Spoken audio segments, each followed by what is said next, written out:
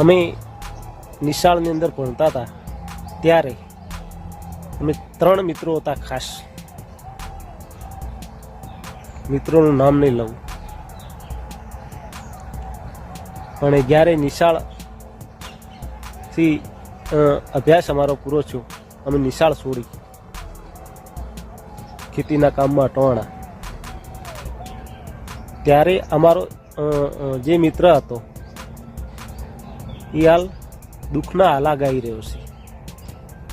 જે મારો બીજો મિત્ર હતો એને મને હમણાં થોડાક દિવસ પહેલાં વાત કરી કે જે સહદેવ આપણો મિત્ર હતો તે મરણની પથારી છે. મેં એને પૂછ્યું તો એને વાત કરી કે આપણે નિશાળ છૂટ્યા પછી એની ખોટી સંગત કરી કે જે દારૂનો વ્યસની હતો. આ વ્યક્તિની સંગત કરી તે અત્યારે દારૂના રવાડે ચડી ગયો છે. અત્યારે એ મોતના ઝૂલા ઝૂલી રહ્યો છે.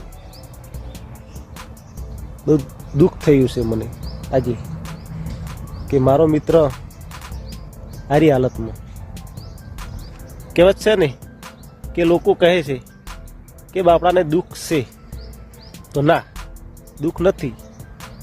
દુઃખ મિત્રો જાતે ખરીદી રહ્યા છે.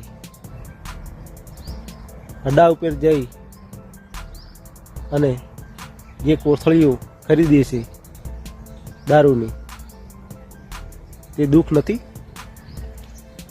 અને હા, પીને આવીને ઘરે જેમ તેમ બોલે, દારૂ પીને આવીને ઘરે જેમ તેમ બોલતા હોય છે, તો શું દુઃખ નથી?